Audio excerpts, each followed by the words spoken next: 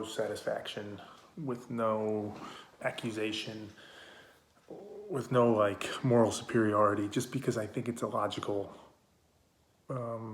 fact, I guess I'll say. It's a logical rule that if you apply logic to it, it has to be true.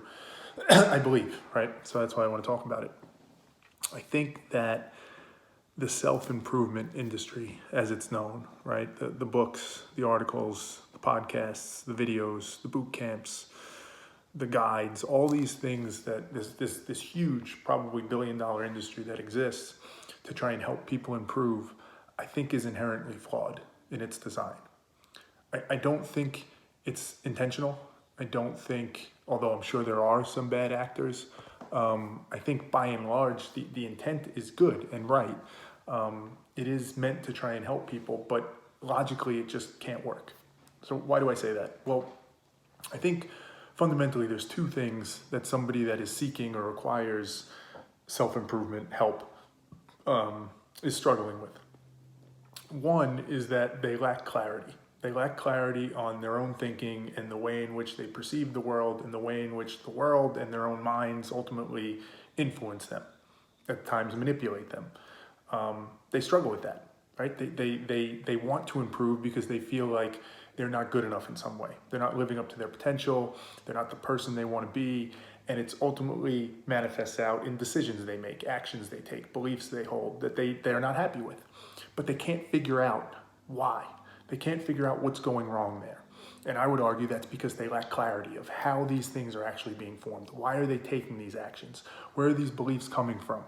All of that is super, super hard to understand. And for many people, they just can't even begin to see it. Much of it is happening in the subconscious level, and they have no line of sight to it, right? So they struggle with that. That's one. The second issue, fundamental issue I think people struggle with when it comes to this, or the challenge of it, is that it's related to the first, is that it's unbelievably complex and nuanced. It is super, super hard to actually improve yourself if you require improvement. The level of effort, self-awareness, insight, humility, courage, mental toughness, logical sophistication that it takes to actually figure out what is happening. Why are you making these bad decisions? What are the actions I need to take to try and adjust this? What are the tools and techniques that might help me to fix this issue? That is super complex. It is not a simple thing. It is not a quick fix. It is not something that you stumble into. It's not any of that. It takes a lot of hard, complicated, nuanced work, and you may never get there. I mean, likely you'll never hit an end state. It's an ongoing journey. It's an ongoing struggle to try and get to that. So super hard, super complex. Those are the two fundamental issues that I think cause a lot of people to go out and seek self-improvement help, right? That's why they're going out and trying to buy these books and these products and these offerings and all these things that are out there to try and help them. And right, and that's the thing, right? People are so desperate for it. It is so challenging. It is so hard. They can't figure out. They don't have clarity on it. So they're looking for help. That's why the industry, I believe, is as big as it is. It's a really, really hard problem, hard challenge to solve. But that's where the flaw comes in the design. Let me give a quick analogy that I think helps illustrate this. Imagine if I'm out of shape. Not hard to imagine. Imagine if I'm out of shape. I haven't worked out in a long time. And I decide I want a six-pack. So I make this really lofty jump of what I want, right? You could parallel that to, I want to be a better person. I want to be the best version of myself. I want to improve myself and be the best version of myself. And I'm really not there right now. So let's go back, right? I want this six-pack. Well, if I just decide that I'm going to cut out junk food, for example, that's good. That's a nice first step.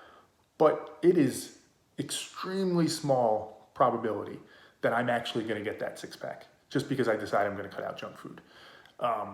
There are so many other things at play here that I need to consider, right? What about beyond junk food? What about carbs and sugars and other things and the other foods that we eat? What about my exercise routine and how I'm doing that? What about other lifestyle factors like sleep and stress and how does that play into it? What about the psychological part? What about even just cutting out junk food? Am I actually going to be able to do that? Like what happens when I have this years and years of giving into these cravings and these urges to eat junk food? Do I think I'm just going to be able to turn that off, like flip a switch? What happens when it gets hard? What happens when work gets really busy, or I get sick, or I'm taking a trip somewhere, or we're having another kid, or whatever it is, right? I don't start to see the results I hope to see right away. It's very, very unlikely that I'm actually going to get that six pack, right?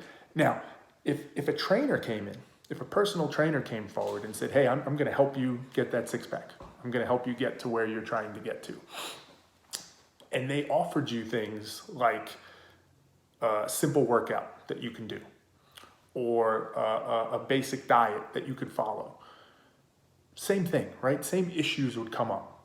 Anybody that understood what it took to get a six pack would appreciate the complexity, the challenge in it, the science behind it, the things you probably aren't aware of because you don't understand how the body actually works and how food is metabolized and all those things. And they would know and understand that the routine and the regimen they would have to give you would be very customized for you, very regimented, very detailed. There would be lots of challenges in it. There would be all sorts of things you'd have to overcome. They wouldn't come to you with just a quick tool or a quick fix or just one book and say, hey, read this book and you'll get a six pack. They would understand that, right? But that's the problem. That same trainer is trying to sell, right? He or she's trying to earn a living. They're trying to make money. And that conflict between trying to sell and trying to help you is where I think our problem comes in. I think those two things can't function together in that way, right? Because if that trainer tried to do that, right? If they tried to do what selling is, if they tried to influence you to buy their product, to buy whatever it is they were selling to try and help you get a six pack, for them to do that, the process of selling inherently is trying to get you to understand that the cost, right? The cost of what you're about to purchase or buy is offset or lower than the benefit of you're trying to get. They're trying to make those costs seem low. And some of those costs are actual price, right? The dollars you're going to spend. But it's also cost in the form of other discomfort, right? It's the cost of effort and energy it's going to take to do it. It's the risk of, am I going to feel good about this? Is it actually going to work? All those costs that come into your mind, they're trying to make them seem low so that you'll buy their product. That's just good selling, right? Even if it's not ill-intentioned, it's just good selling. But there's a degree of influence and manipulation that comes into that. So if you're trying to sell, you run into that problem, right? And if you do it in a way in which you're trying to optimize for selling, get the most people to buy your book or buy your product or whatever it is, you're going to reduce those costs. And what's going to happen is you're going to make it seem simple. You're going to make it seem easy. You're going to try and give a perception that those costs are low. Once that happens, one of two things is at play, I would argue, right? Sticking with the six-pack personal trainer analogy. That trainer either doesn't really understand what it takes to get a six-pack. Maybe they think they do, maybe they mean well, but they don't actually understand it. So this quicker, simpler fix, and it doesn't have to be like a true gimmick, like a true scam, like just take this pill and you'll get a six-pack. But 20 minutes a day of doing this will help, right? Whatever the things are that aren't actually bad advice, but they're just too simple. They don't actually understand what it takes. So they're offering this thing, but they have no business actually offering it. They have no credibility. They're not qualified to actually help you get a six-pack, right? That's one scenario. The other scenario is they know exactly what it takes to get a six-pack. They know exactly how hard it is to do and how challenging it is. But they also recognize if they're honest about that, far less people are going to buy their product. It gets back to that cost benefit. It's not what selling is. So you bring that back to the self-improvement, right, realm. And I believe it's the same parallel, it's the same dynamic at play. If I want to help you improve, but I also want to sell, and I want to make a business out of this, and I want to be successful, well, I run into that same dilemma, right? I need to try and make it seem appealing and compelling. I need to try and influence you to buy this thing. I need to make the cost seem low. So I want to make it seem simple. I want to make it seem easy. I want to make it seem guaranteed that it's definitely going to help you and you're going to reach your goal of what you want. But then the same thing. Either I don't actually know what it takes for somebody to improve. I don't have an appreciation for how hard and complex and nuanced it is, right? And I'm not qualified. I shouldn't actually be offering you this. It's not going to help you.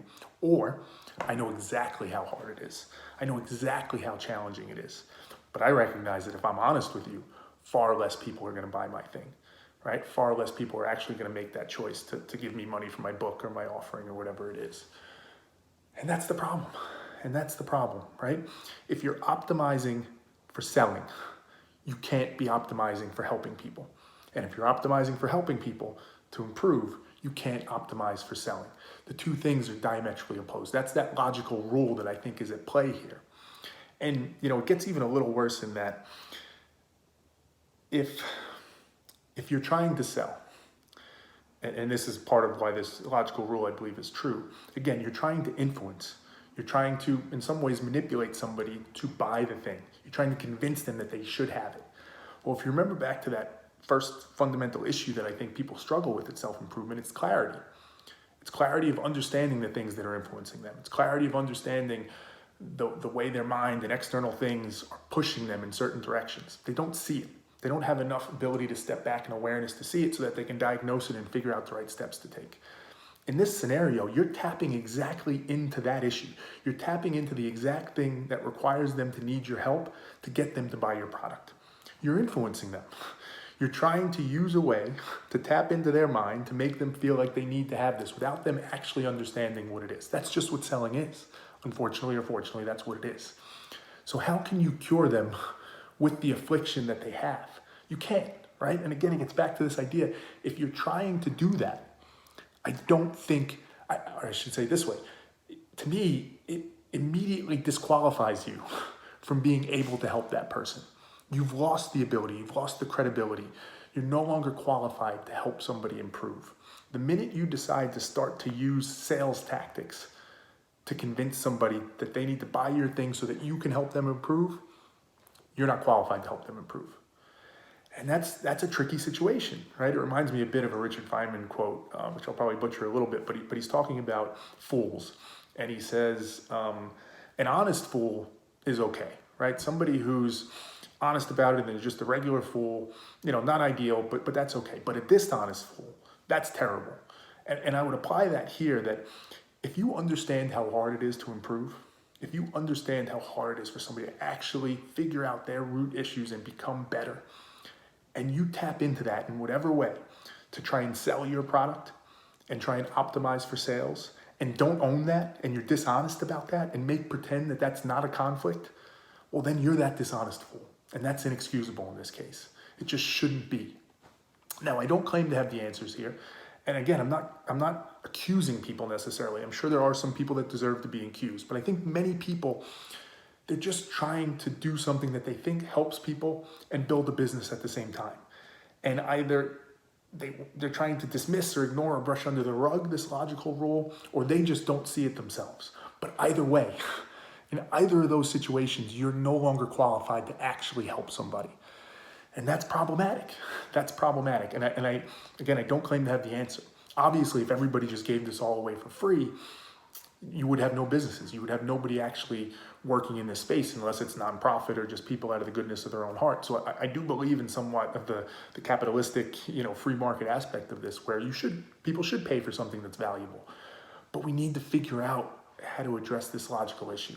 We need to figure out a way to make that work. Because right now, it's similar to the pharmaceutical industry, right? They make medicines that help people. In theory, if you were optimizing for help people, you would just give all that medicine away and help everybody. But the problem would be you wouldn't have enough money to continue to produce that medicine or other new medicines that would help people. So it becomes, what do? You have to optimize for something. So at best, all I'm saying in this thesis or argument here is that if you're optimizing for sales, you have to own it. You have to be honest about it. It's not to say you can't help people still. It's not to say you can't give good advice that may help them down the path. But own that. Own that conflict, that there's an inherent problem there and that you can't guarantee it and that it reduces your credibility to actually help somebody. I think that's the best we can do right now.